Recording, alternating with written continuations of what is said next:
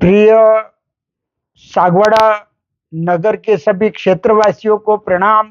मैं मणिलाल सुतार, हरिओम फर्नीचर जेठाना का निवेदन है। मेरा एक्सीडेंट 23/9/2024 की शाम को 5 बजे हुआ था। मुझे झील हॉस्पिटल में एडमिट करवाया। मेरे साथ में जो घटना हुई उसको लेकर के अभी अभी खबर कल परसों की मैंने किसी नाथ के बच्चे की, यहाँ का गोपीनाथ, कहाँ का ये बच्चा है, गढ़ी साइड का है, खेरन का पल्ला का। तो उसका समाचार सुनकर के मुझे ये हुआ कि मेरे साथ में भी ऐसा ही इन लोगों ने किया है। अब क्या हुआ कि मुझे 5 बजे मेरा एक्सीडेंट हुआ कार और स्कूटी से। तो मुझे कहीं खरोच नहीं आई, कहीं ब्लड नहीं निकला, कुछ नहीं, लेकिन मेरे कंधे पर लगा और कमर में लगा। तो ये गाड़ी में ले जा करके मुझे झील हॉस्पिटल में ले गए।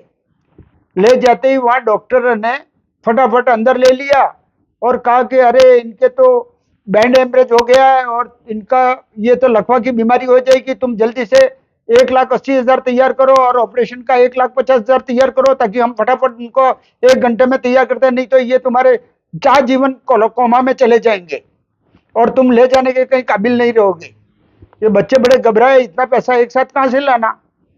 तो वो इधर उधर पैसों की जुगाड़ में लगे रहे। उतने में मुझे जो है ना वो दवाई अंदर ले जाते हैं यूं करके अंदर सुलाया आईसी रूम में, और बच्चों को दवाई का लिख दिया। तो दवाई के पोटले बड़े बड़े बांध करके उनको दिए। तो मुझे एक इंजेक्शन दे लगाया। उसके बाद में थोड़ा सा मुझे होश आया कि भाई मैं कहाँ हूँ, लाइटें लग रही है, अरे तुम तो झील हॉस्पिटल में हो और तुम्हारा एक्सीडेंट हो गया। यूं किसी चपरासी ने बोला, कोई कंपाउंडर था अंदर एसी रूम में। किसी को, मेरे मिलने वालों को तो मिलने ही नहीं देते थे। अब ये दवाई इन्होंने मुझे, कोई दवाई एक बोतल चढ़ाई, उसमें एक तो मुझे बेहोश करने की, मतलब सो जाने की दवाई, और एक मुझे दर्द बंद हो गए, बस उसके अलावा कोई दवाई की नहीं। दूसरे दिन भी मुझे ऐसा का ऐसा टांग रखा, पूरी रात निकल गई। तो बच्चों ने कहा कि इनको आप जो है ना रेफर कर दो सर, हम दूसरी जगह ले जाना चाहते हैं, हमारे पास में इतना पैसा नहीं है। तो चलो हम तुम्हारे यहाँ कोई संस्था है, उससे तुम्हारा डिस्काउंट करवा देते हैं। जो 1.5 लाख का है उसका जो है ना ₹1,00,000 हो जाएगा, नहीं 1,80,000 है उसका 1,30,000 हो जाएगा, और तुमको डिस्काउंट रेट में, तो कोई संस्था है उसके मार्फत तुम्हारा कम कराते हैं। तो ये पूरा दिन निकल गया। तो शाम तक उन्होंने मुझे यही टालम टोल करते रहे, ये दवाइयां अंदर लाते रहे, बड़े बड़े पोटले बांध बांध करके बहुत सारी दवाइयां उन्होंने ला करके अंदर दी। लेकिन मुझे दवाई को, इतनी सारी दवाई तो चढ़ ही नहीं सकती थी। तो ये जो है ना वो फिर छुट्टी के लिए उन्होंने रेफर किया, नहीं इनको तो ऑपरेशन में ले जाते हैं यूं करके। मुझे, ये तो हरिओम फर्नीचर का आदमी है, पैसा तो है इसके पास में, चलो ले लो यूं करके मुझे ऑपरेशन थिएटर में ले जाने की तैयारी की थी। ये घसीट करके ये बच्चे जो थे ना वो वापस लाए।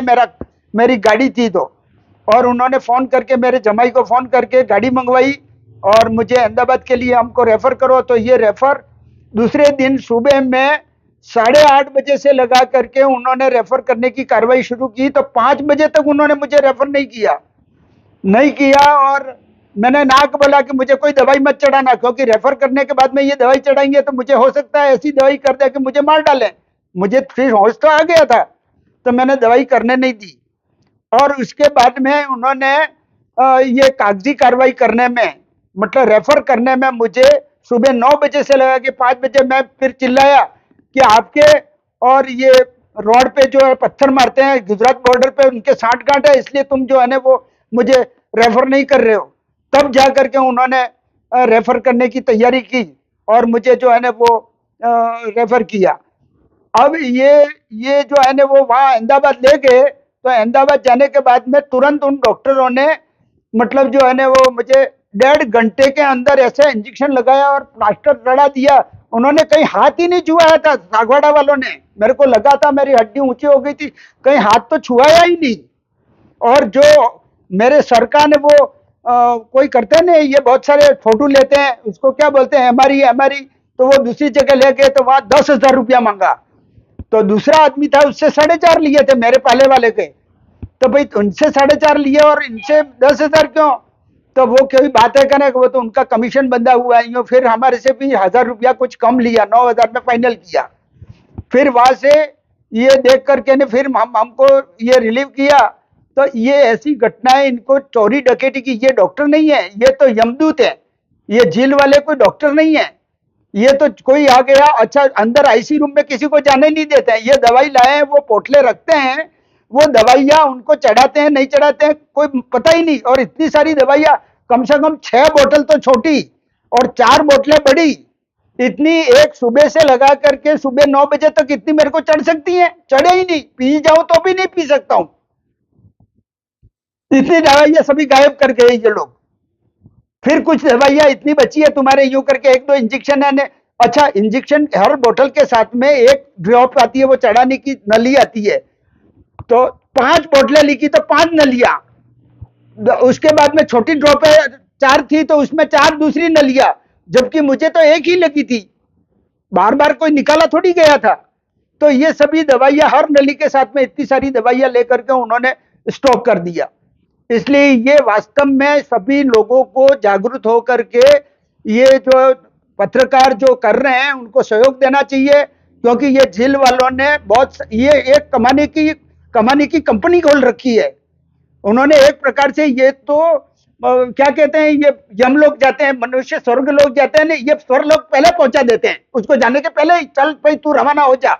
अगर पैसा पूरा मिल गया तब तो ठीक है, और देख लेते हैं कि उसके पास में कितना पैसा है क्या है, तो पूरा निचोड़ करके और उसको खाली करके, जैसे कोई मरने की समस्या में हो ने, तब ये खाली खोखा हो जाता है, चीर फाड़ करके नहीं अंदर से निकाल लेते हैं, दूसरे हॉस्पिटल में जाते हैं ना। ये